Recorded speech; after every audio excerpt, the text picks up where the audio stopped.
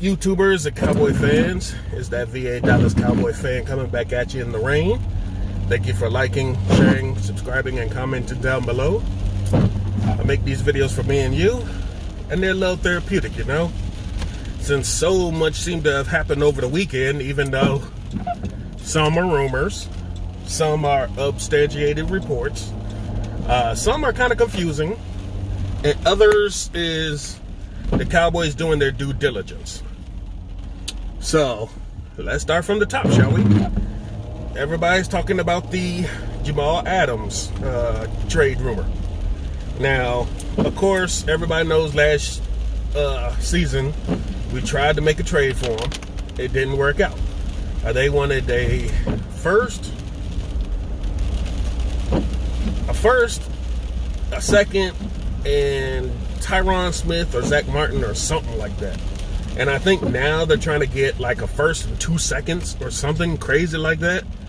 And, you know, each substantiated report is basically hell no, the Cowboys aren't going to go for that. We don't know why the Jets have broken off talks with him. Who knows? That's between him, his agent, and the Jets. But we all know that they're seeking a trade partner as of right now. We have the talk about trade Dre Kirkpatrick. Cowboys are doing their due diligence and looking at him. I doubt anything would happen if we do pick him up before the draft. They're probably going to see what they get in the draft and then go from there. Let's see. The Dez Bryant thing. Apparently, teams are investigating the idea of bringing in Dez Bryant. And I'm as confused as Mark Holmes. I don't understand what investigating the idea of bringing him in is. Either you're investigating him to bring him in, or you're not. I don't understand what the investigation of an idea entails, you know? Did somebody just have the bright idea? Maybe we'll bring him in. I don't know. And you're having sources investigate maybe the possibility of somebody brainstorming to possibly bring him in. We're all confused. There was a report today that the Cowboys and Prescott contract talks are positive right now, but I think every Cowboy fan knows he's going to get his money, and it's just going to be in a matter of time. They probably have something in theory. They probably know what they're trying to get at together, and knowing Jerry Jones, he probably wants to make a big deal about it.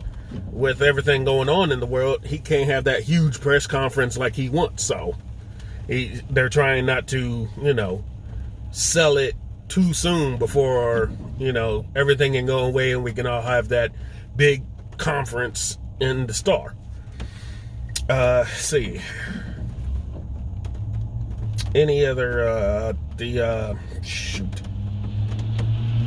There was some other, there's been talk about good or bad, weighing the options about bringing in Jameis Winston. A lot of people, you know the story about him. They like him because of the yardage and the touchdowns. That's great. They like him because he's a gunslinger. Okay.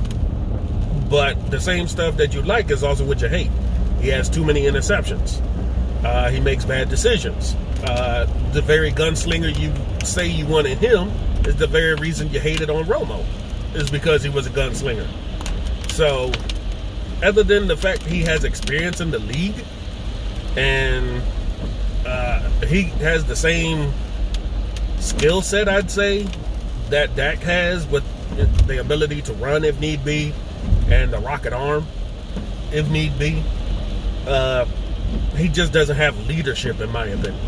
The leadership quality that Dak possesses, he does not have. I mean, eating W's and some of the stupid stuff he says in press conferences does not make a great leader.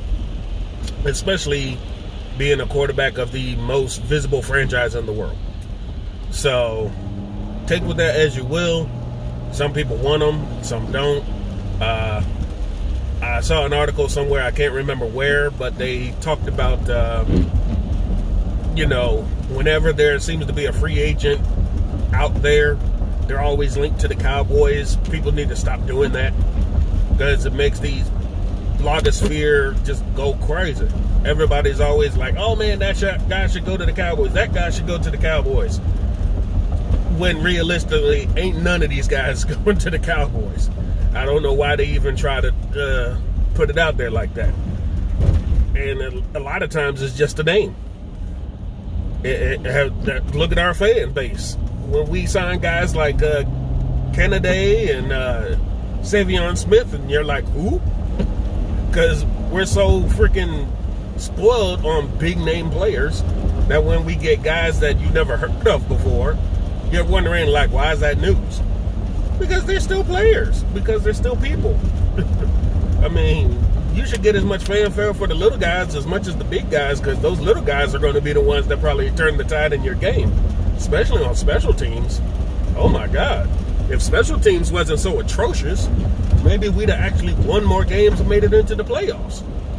But it is what it is. At least they are signing guys to work on that special teams unit.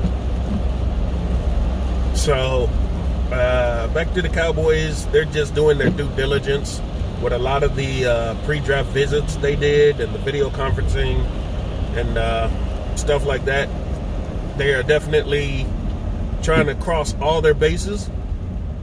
They want this draft to be the one to fill up as much holes as they can, so that after the draft and like during the season, if we have one, that they won't have as many holes to fill. Speaking of holes to fill, there was an article about how Mike McCarthy has plugged the holes that Jason Garrett found as deficiencies, namely defensive line and safety. We have gone out of our way to get guys that Jason Garrett would have never thought of bringing in. The Dontari Poes, the Gerald McCoys, and we get it. Though they had no reason to get these big fat guys plugging up the middle, because they always want to twist stunt these light, long arm dudes that got blown out of plays and screwed up your whole running game or running defense, and your safeties couldn't cover a cold. I mean, it's a shame when you're the last line of defense and you're getting suckered into the run game and they're running right past you and scoring. So, those things were shored up. Last but not least, as some people have said, Mark Holmes particularly, don't listen to Jerry Jones. He's a smokescreen. Listen to what Stephen Jones has to say. And there was another article on their website that talks about how through the years, people have come to talk about Jerry as a GM. Now, for better or for worse, Jerry has had the final say in a lot of stuff that's happened in his Cowboys tenure. There's been ups, there's been downs. Nowadays, you see he has a collective of the head coach, whoever that be, himself, Steven, and Will McClay. And that has gone on to garner better results. Aside from Claiborne, maybe Taco, and we don't know about Tristan Hill, they've done pretty well as far as drafting goes. Which also leads into what everybody keeps talking about, the Dak Prescott contract. Also in the same article is that Jerry Jones, when it came to contracts, he was loyal to his players to a fault. That he would just throw money around like, before salary caps. He'd just throw it around to anybody who he loved. And you're wondering, why isn't Dak getting that contract right now? This is where Stephen Jones comes in. Stephen Jones has done the methodical, play it out, string it along contract talks. Jerry Jones would have just got it done and had a press conference. And you'd have been like, well, when the hell did this happen? Nobody knew about it. He just did it, Like Lael Collins and Jalen Smith last year. They just did it. No fanfare leading up to it, nothing. They just did it. With Jerry, Steven, he takes his time. He's very methodical in getting his contracts exactly the way him and the player can agree upon, to where it's not going to hurt either side in the long run.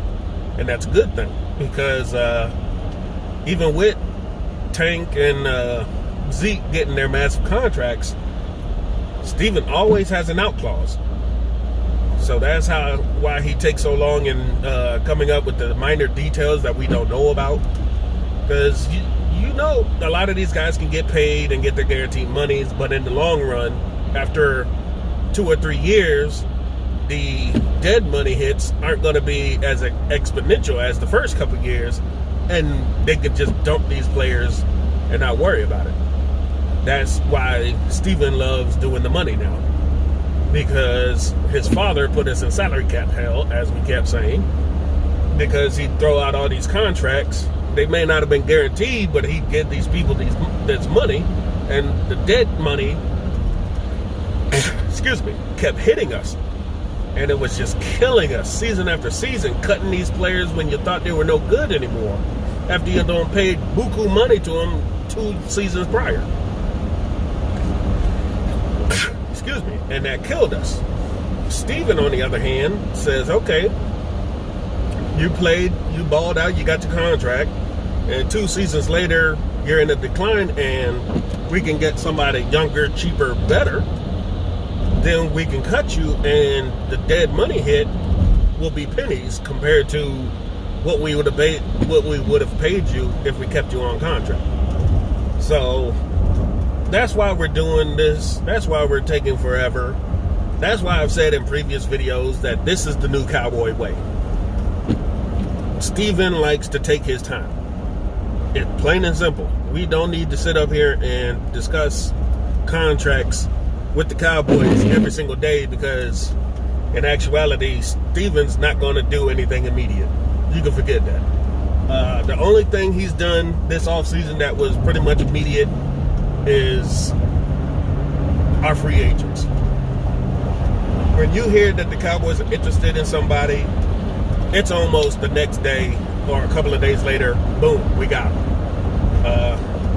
Other than that, you don't really hear anything.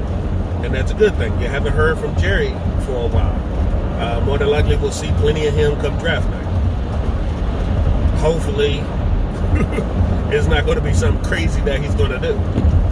But that brings me into the draft. It's draft week. We're about 3 days away. We can go anywhere. We can jump up. We can jump down. We can stay put. We got safety, we got corner, we got defensive end, defensive tackle, wide receivers. I mean, there's a lot that can happen in this draft. And people doing their mock drafts, I wouldn't put anything towards those right now, because with everything going on, we didn't get pro days. We didn't get real pre-draft visits. And a lot of this stuff is going to be a lot of guesswork. So trying to do a mock draft is okay, but you could be way off other than number 1 and number 2 going. After that, it's a crapshoot. There's picks 3 to 5 already talking about trading. And I see today San Francisco is looking about trading both of their first round picks to move back and get a lot more picks, because I think they only have 2 first rounders, 1 or 2 in the 3rd, and then they have absolutely nothing until the last day of the draft. So they're looking to get something back. In fact, I think they only have the first 2, and then they have nothing. Yeah, it's the first 2, the 2 first round picks, and then they have nothing but 5th through 7th round picks. That's not a lot to work on to build your roster, and especially when you're that close from winning a Super Bowl. So they're looking to trade back. So you think, as the draft is going down, do the Cowboys jump up to 14? I think 49ers got the 14th pick from Indianapolis and the 31st. So you think maybe Cowboys give up their 1st and 2nd, or 1st, 2nd, and 3rd to take the 14th and the 31st. and maybe sprinkle in something way down farther in the draft. But I'm sorry, I can't give you. I'm driving, and I'm hopefully going to post the links to all these articles beneath the description down below, because these are some very good articles. There's one that has the Cowboys moving back out of the first round completely, and they have like 3, 4, or 5 second round picks because of the way they finagled the first round, moving up and down to garner a whole lot more picks. And they still, I mean, this article was great. It still nailed home all the players that we could look at getting, plus some, because we did so much work in.